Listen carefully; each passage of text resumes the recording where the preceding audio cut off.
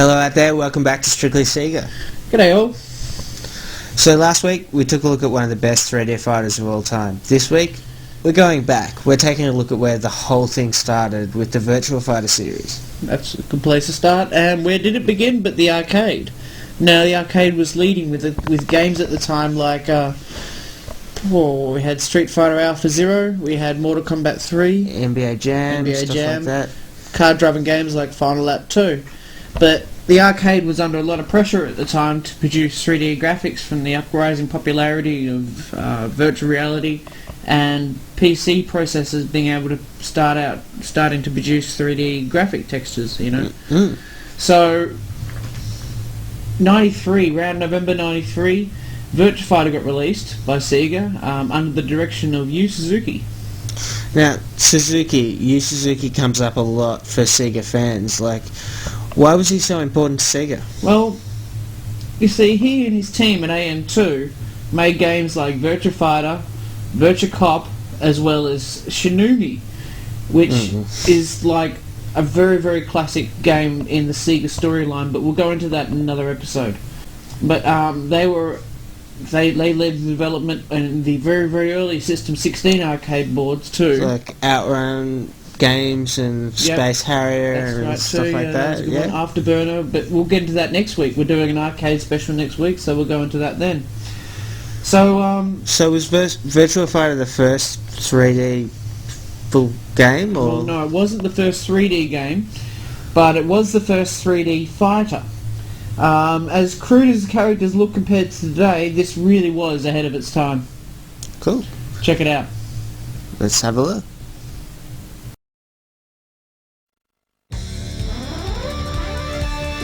At the arcade, Virtua Fighter runs on a Model 1 board. Sega needed the hardware to stay on the edge. They approached General Electric Aerospace, who are now known as Lockheed Martin, a well-known weapons developer, and came to an arrangement to reuse old military 3D hardware that was used for flight sims or tank sims. So the developers went to work and they created a test program based on car racing. That became the first game to come out on the Model 1 board and was called, you guessed it, Virtua Racer. It was a very expensive and complicated board to both develop for and sell, but it was able to produce true 3D environments and pave the way for Sega's future lineup like Daytona, Virtua Cop, and of course Virtua Fighter 2, that were all released on the upgraded Model 2 board. But that's not what you're looking at right now.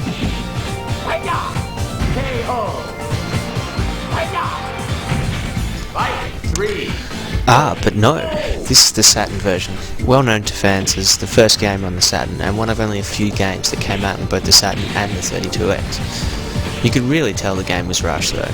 One go of the other Virtua Fighters and you'd notice the difference in both feel and look, especially with Virtua Fighter Remix.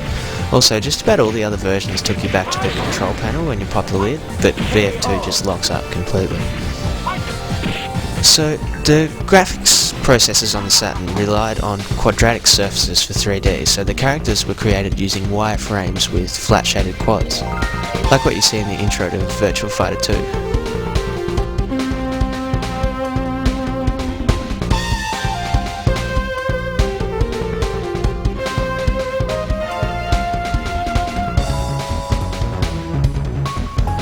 VF2 was known for a breakthrough in graphics. It used Sega's Model 2 arcade hardware to run the game at a very impressive 60 frames per second.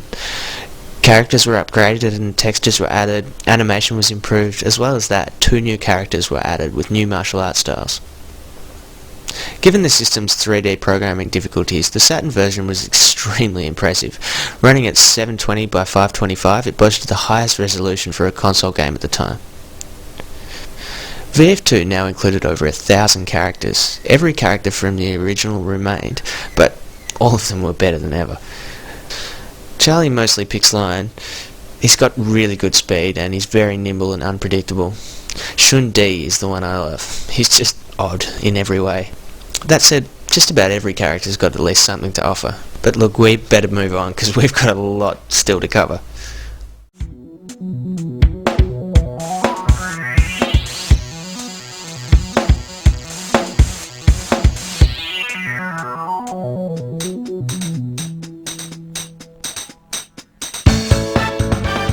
Virtua Fighter 2 was a freakish phenomenon in Japan, so huge that it inspired Sega to crank out Virtua Fighter Kids. An odd-looking fighter, all the characters' moves were left the same, but the difference is they're no longer adults but kids, with traditional anime huge heads and short arms and legs, and still keeping their adult features. They look sort of like the Nintendo's Mii's a bit.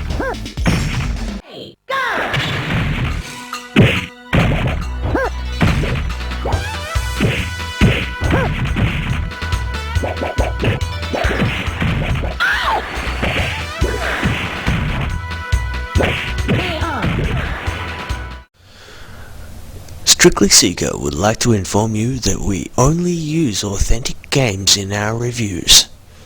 Play it straight. Don't emulate.